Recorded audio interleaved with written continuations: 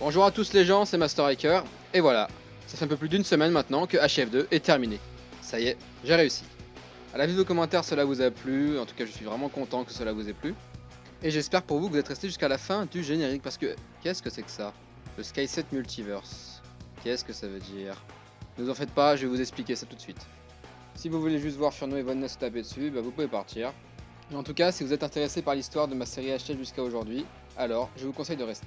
Donc, tout d'abord, Sky7, qu'est-ce que c'est? Je sais même pas si vous avez vu Sky7 dans le générique, mais en tout cas, laissez-moi vous expliquer.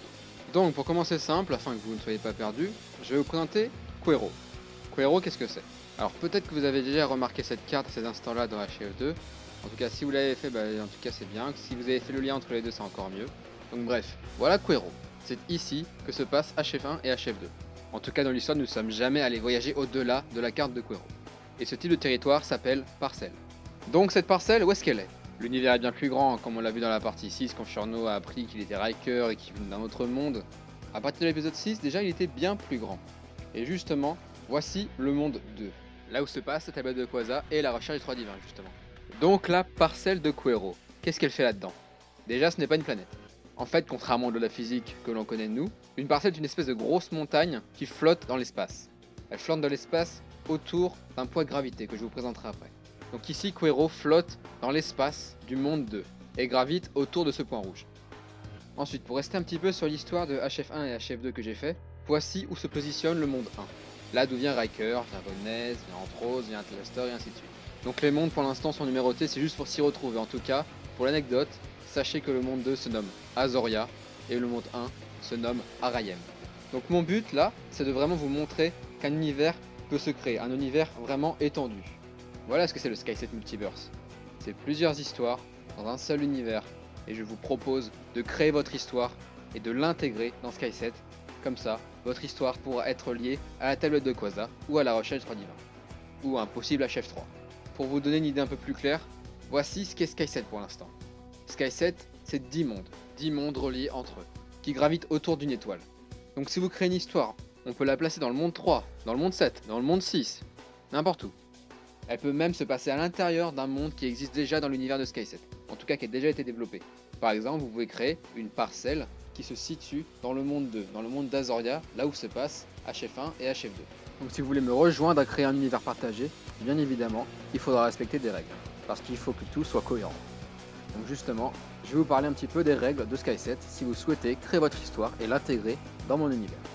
Donc il faut avant tout être cohérent dans le temps. Donc déjà je vous présente comment le temps est géré dans Sky7. Donc déjà, une era c'est égal à 100 années. Donc une era c'est un siècle en fait. Et on va appeler ça une era. Dans une année il n'y a pas 365 jours, mais il y en a 134. Quant à elle, une année est composée de 9 cycles de 15 jours. Donc les cycles c'est un petit peu les semaines. Et le dernier cycle correspond à 14 jours. L'histoire nous dira pourquoi. Et un jour est égal à 12 heures. Donc déjà il y a ça. Alors si je vous raconte ça, c'est vraiment pour être le plus exhaustif possible lorsque je vais vous parler de la timeline. Et c'est maintenant. La timeline, la voilà.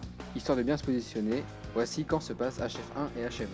Ça se passe en ERA 2.11, c'est-à-dire l'ERA 2, donc 200 années, point 11, donc 11 années. Donc en gros en 211 années après la création de l'univers. En gros c'est ça.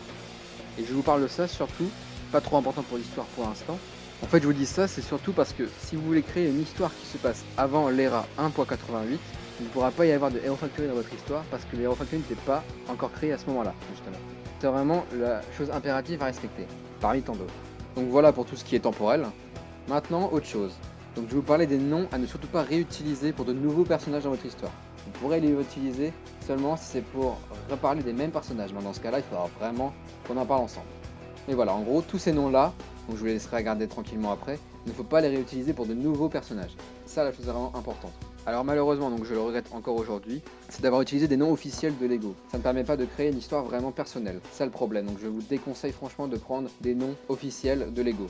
C'est un conseil. En tout cas, il ne faut pas réutiliser ces noms-là pour éviter tous les faux raccords. Alors après, bien sûr, il y a encore d'autres règles, mais ça, ce sont des détails que je vous dirai en conversation Skype lorsque vous me proposerez votre histoire. Alors justement, voilà comment ça va se passer. Je vais mettre un lien dans la description de la vidéo qui va vous diriger vers un groupe Skype.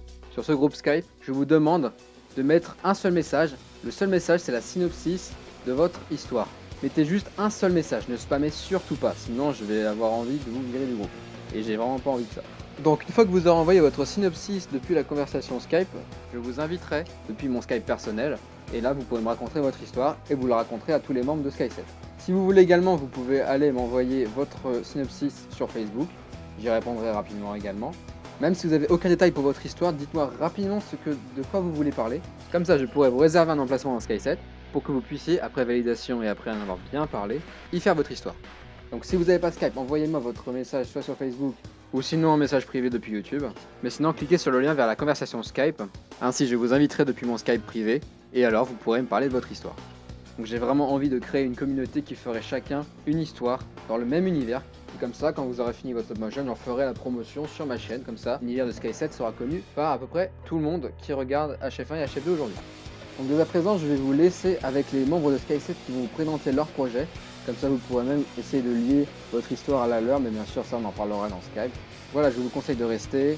Sinon, n'oubliez pas d'envoyer votre synopsis sur Skype, sur la conversation. Ne spammez surtout pas. Et j'ai qu'une chose à dire, bienvenue dans Sky7.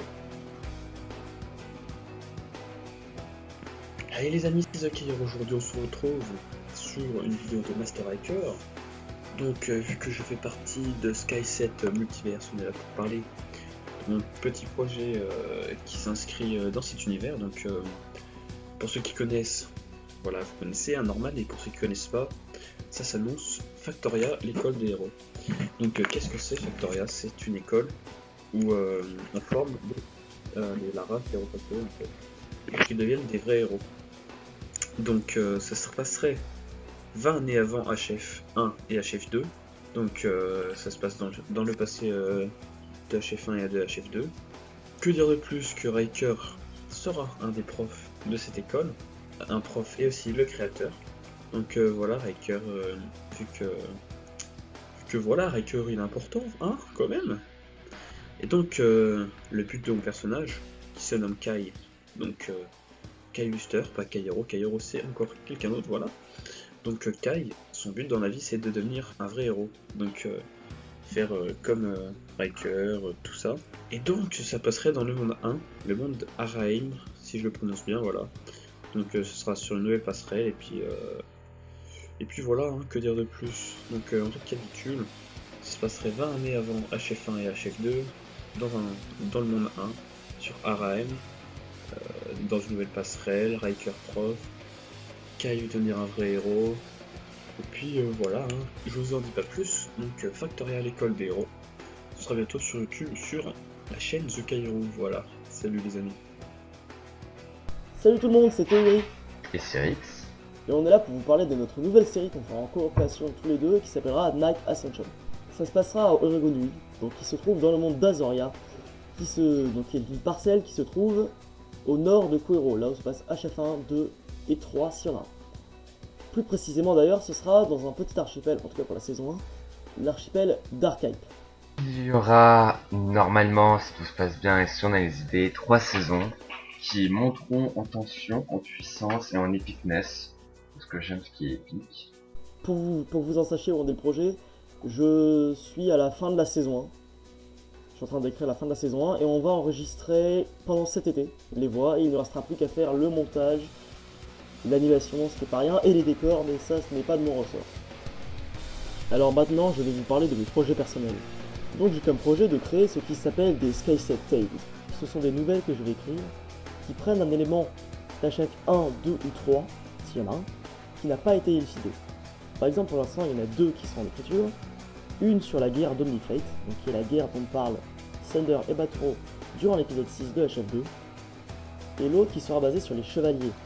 Que sont les chevaliers? Vous l'apprendrez dans HF3 s'il y en a. A savoir que ces nouvelles seront sûrement adaptées en BD ou en stop motion par la suite. Bonjour à tous, ici la Twin Silo Company, un duo de passionnés. Nous avons en décembre 2015 présenté sur notre chaîne YouTube Bionicle Origins. Puis quelques mois plus tard, Master Hacker fit appel à nous pour intégrer notre univers dans le Sky7 Multiverse. Pour cela, quelques changements ont dû être effectués. Bionicle Origins fut d'abord renommé Bionicle Outsider. L'histoire se passe sur la parcelle de Nasensia dans le monde d'Arcados. Face à la montée du démon Taorak et à sa soif de pouvoir, les Hero Factory décidèrent de créer la base Omega H3 suite à l'arrestation et à la mort de Taorak.